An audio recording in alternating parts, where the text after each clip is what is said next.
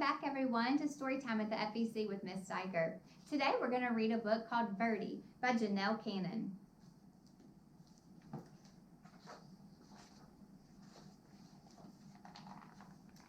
On a small tropical island, the sun rose high above the steamy jungle. A mother python was sending her hatchlings out into the forest the way all mother pythons do. "Grow up big and green as the trees' leaves," she called to her little yellow babies as they happily scattered among the trees. But Verdi dawdled. He was proudly eyeing his bright yellow skin. He especially liked the bold stripes that zigzagged down his back. Why the hurry to grow up big and green, he wondered. Maybe some of the older snakes in the jungle could tell him. Verdi ventured into the treetops to look for them. Umbles, Aggie, and Ribbon were lazing on some branches nearby. Verdi peered at their droopy green bodies. "It's not polite to stare," chided Aggie. Umbles burped and groaned. "It's taken nearly 4 weeks for that last lizard to digest. I surely do like lizards, but lizards don't like me." "Why don't lizards like you?" asked Verdi. "Don't interrupt," Umbles grumbled. "Dear me," whined Aggie. "If I don't shed soon, this itchy skin will drive me bananas." Verdi tapped the tune with his tail as he waited to speak. "Stop that, Verdi. It makes me nervous," Ribbon complained. "Besides, you'll never grow up to be properly green, always interrupting and constantly fidgeting." Verdi couldn't imagine being in such a hurry to be like them. And he really wanted to keep his sporty stripes, hoping to find snakes that weren't so boring. Verdi slipped away. Dozer was snoring in a tree not far from the others. "Hello," said Verdi. "Do you want to climb trees with me?" "I'm tired," Dozer growled. "Go do a few laps around the jungle, okay?" Verdi's heart sank. Greens were not only lazy and boring, they were rude. At the top of a very tall tree, Verdi gripped one branch with his tail and another with his little snake jaws.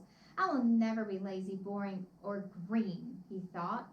"I will jump and climb and keep moving so fast that I will stay yellow and striped forever." Then Verdi let go.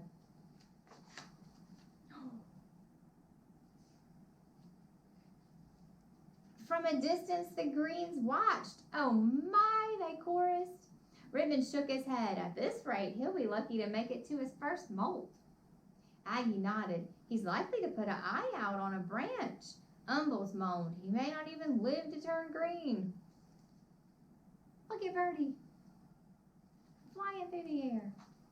But one day, Verdi's skin began to peel, revealing a pale green stripe stretching along his whole body. "Cack!" he gasped.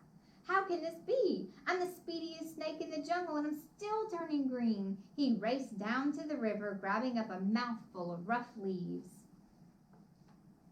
Verdi flung himself into the water. "If I can't run this green off, I'll scrub it off," he thought.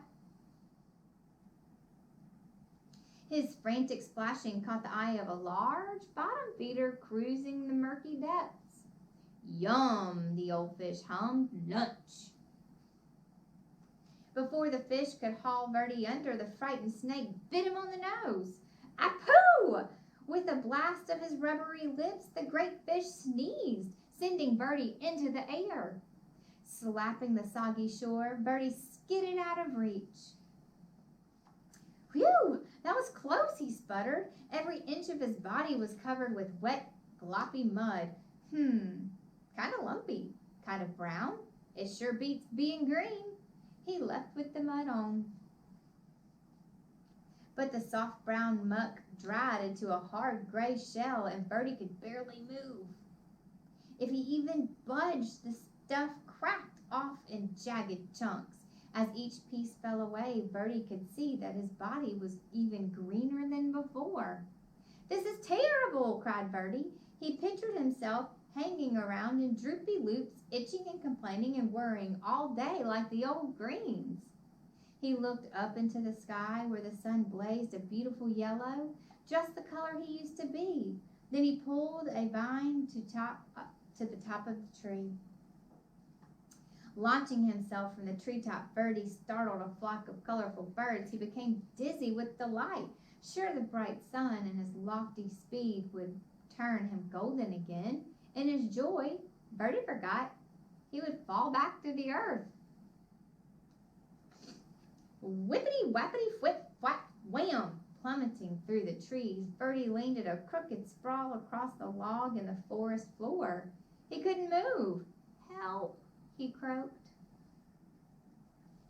As usual, the Greens had been watching Verdi's antics. They moved quickly to where he lay.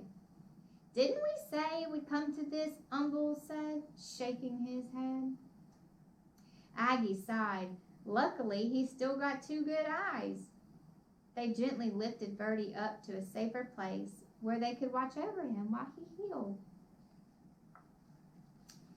Neatly splinted to a branch, Verdi had no choice but to listen to the Greens as they gabbed. Remember how I used to streak across the forest floor, Ribbon said. Quick as lightning, answered Aggie, and I climbed giant trees like they were nothing. They grew taller, then, The things I dared to run down and swallow, Umble's brag, wild boar were no match for me. Verdi was astonished. You used to run and climb and hunt giant pigs? What happened? Ribbon crashed just like you, Aggie replied. I took a terrible fall and almost put an eye out. Then old Umble here nearly choked to death. Now we all prefer the quiet life. A warm perch, a little sunshine, and an occasional good meal. The Greens rambled on about their days of glory, and Verdi settled in on his branch. Finally, one afternoon, Umble said, Looks like you're ready to go again. He carefully untied Verdi from the branch. You are welcome to come with us, Aggie said. Ribbon agreed. The three Greens slipped quietly back into the forest. Verdi wasn't ready to join them. He wasn't sure where he wanted to go. He just stretched and stayed put until the sun went down. Then he listened to the forest come alive. All of the animals and the trees and the moon. Time passed. The sun and moon took turns in the sky. Verdi marveled as the full moon grew thinner every night. Then he watched patiently as it slowly grew around again. He wondered why he hadn't noticed that before. Verdi became so green that he blended perfectly with the leaves. He was so still that other creatures walked right by without seeing him. One fine morning, as Verdi basked in the sunshine, two small yellow snakes approached. They tapped and fidgeted as they stared. Get a load of that old green guy, one of them whispered. Do you think he ever moves? The other snickered. I seriously doubt it. They're just like I used to be, thought Verdi, and I'm now what I was afraid to be. He looked at his big green body and slowly smiled. How would you like to climb trees with me, he asked. With you? The yellows were astounded. I'll even show you my fancy figure 8, Verdi replied, though he was a little worried about putting his eye out. With practice, the three snakes performed a perfect triple figure 8. Leaping and looping with his little striped friends, Verdi laughed. I may be big and very green, but I'm still me. The end. Thank you for joining us for story time today at the FEC. Please come back next week for another story.